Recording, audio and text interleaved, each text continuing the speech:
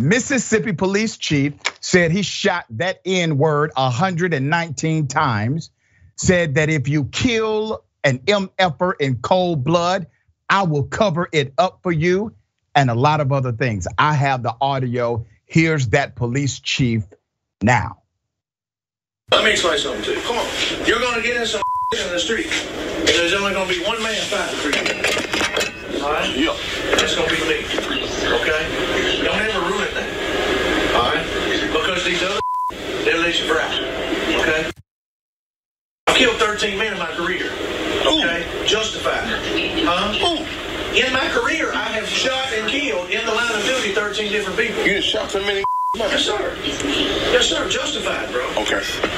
Ask around. Hey, they ain't gonna tell you no. I got a big corn shootout, man, a cornfield over there.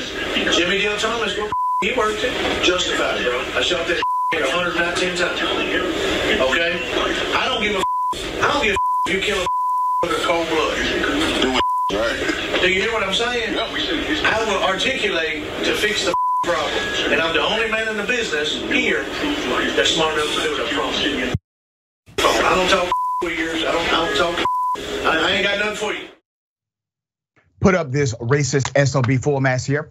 His name is Chief Sam Dobbins. Chief Sam Dobbins almost was able to retain his job, even though it is clear he is a racist piece of garbage.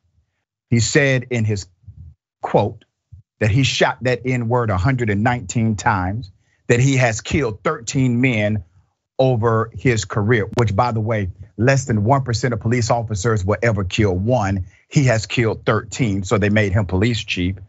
He also said that he would actually cover up a murder because he does not give a damn if you kill someone in cold blood, according to his own words.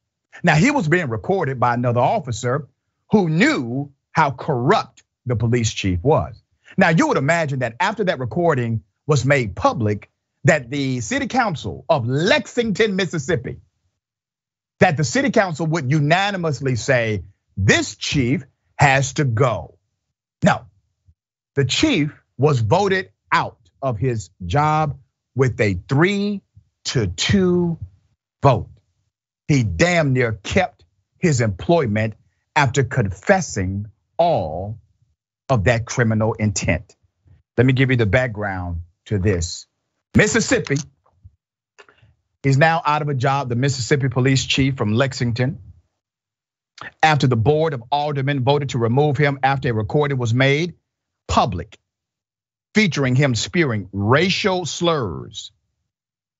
Former Lexington police chief Sam Dobbins has previously denied that the recording was of him. He's a damn lie. Now, also in the recording, he's making comments that are antithetical to our brothers and sisters in the LGBTQ community. This guy checks all the boxes, all right? Every single one of them. When the other officer was recording him, he was actually trying to get more information. If you notice when he said, I've killed 13 men, the officer recording continued to say, who? Who? Trying to get that information on the record. There's more. But according to the former Lexington police officer, Robert Lee Hooker, that's the person that did the recording, who it's of the former chief for sure. Hooker resigned from the department. So the guy who made the recording had to resign from the department last week, citing what? A toxic work environment. In addition to the multiple racial slurs in the recording, Dobbins bragged about shooting a suspect at least 119 times. Now, here's where you highlight culture. Because remember, they say, well, there are more good cops than bad cops. Well, if that were to be true, then Officer Hooker would be celebrated. Would he not? The cop that made the recording would be celebrated. Hell, they would probably consider making him the police chief, right? If there are more good cops than bad cops, if the culture is not actually corrupt, but if the culture is actually righteous and good, that means that the good action of Officer Hooker will be celebrated by the city and by the police, but it is not. He exposes a racist, killing, anti-LGBTQ police chief, and then he has to resign. Police chief almost kept his job. There's more. As I said, the board voted 3-2 to oust Chief Dobbins.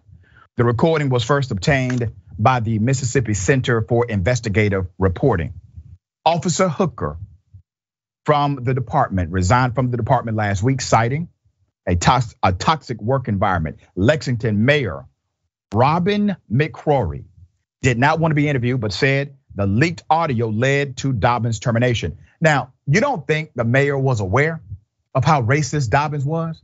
You don't think the city council, the aldermen were aware of how racist this chief was? He talked freely this way. He was saying the N-word as if it was something perfectly acceptable. It was in his regular conversation. This is how he talked. And everybody knew he governed the police department in this way. The reason why Officer Hooker decided to record him is because he said on the record, I knew they weren't going to do anything. I had to be the one to expose it. So he did what needs to be done more. He did what we call cops to always do. Report your own, regulate the industry, stand up for the people, the community, the citizens that you actually swear, take an oath to serve. Mr. Hooker did this. Chief Dobbins did not. Their fate is the same. Both of these men no longer have a job working in policing. One is a good guy, the other one is a bad guy. Isn't that interesting? There's more. Let's put up a picture of the mayor here. All right. So this is a screenshot of Mayor Robin McCrory. Okay. You see, back in 2006, she was actually arrested and charged with assault. So there was a story written about this in 2008. I had to go back to find this story. Mayor Robin McCrory was facing assault charges in Holmes County Justice Court. Why? The charges were filed by who? The city clerk and Pope. After an incident on November 18th, apparently the two government officials engaged in a physical shoving match during a dispute about voided checks. The mayor was arrested for assault. Now this is in Mississippi. What is Mississippi? According to Mississippi Public Broadcast, Mississippi in its capital city is the most residentially segregated in the United States. In the United States. So let's talk about what has happened here. You have a decent cop who exposes a very evil cop. The cop now loses his job. He gets voted out 3-2, almost kept his employment. There's no real outrage from law enforcement that this was an actual chief among their ranks because they knew how he did business. Now here's my question. This is going to go away because the chief no longer is employed there. But now he has opened the door for investigations. Who are the 13 people he killed? Because he's obviously racist. Did he have bias in these killings? Why was he allowed to become a police chief with that kind of killing record? When most police officers, the vast majority, over 99%, would never kill anybody in the line of duty. He's killed 13. Why was he allowed to continue to serve in that capacity when it was common knowledge how racist he was? How he had views that were adversarial to members of the LGBTQ community. These things were well known about this chief. The reason why he was able to serve, the reason why he was able to be their leader is because the culture protects him. You don't simply have a policy dynamic, you have a cultural issue. And we're exposing them from top to bottom. Now, where is the investigation into this damn chief, the criminal investigation that should be launched by the state authorities of Mississippi and the federal government? Where is it? Where are they? All right, Yasmin, thoughts on this? Yeah, you're absolutely right that it's a culture thing. And kudos to Officer Hooker, who actually was the good cop that we've all been asking for, the good cop that we keep hearing about, but we've never really seen.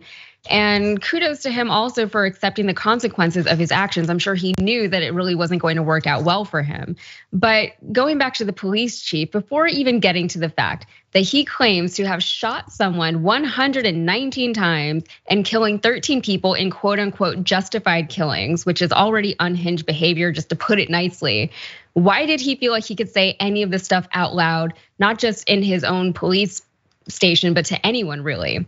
How much hate is within people that they've completely dehumanized an entire race of people to the point that they can commit murder and it doesn't sit on their conscience and they can still function and be considered to be a contributing member of society. And it's just not a good mental state for anyone to be in. And as far as the 3-2 vote goes, it's not enough. It's ridiculous that 2 people on that board still voted to keep that man in position as the police chief of any area, right? And even if you're a racist, and even if you sympathize with this cop, it's just not good policing. It's gleeful murder. And I don't know why it's so scandalous to call these killer cops what they are and prosecute them as such. Can 119 shots really be considered self-defense? And you're right in saying that this case is just gonna go away because he lost his job, but really it's not supposed to end there. It should not end there. Yeah, and let us not forget, he said, if you kill someone in cold blood, I will cover it up for you. And then he went on to say, I'm the smartest around here to do it. That's evil. All right, we're gonna continue to follow this story because I do think there's more to come based on this now becoming public. I think other individuals are going to say this cop profiled me, this cop violated my rights.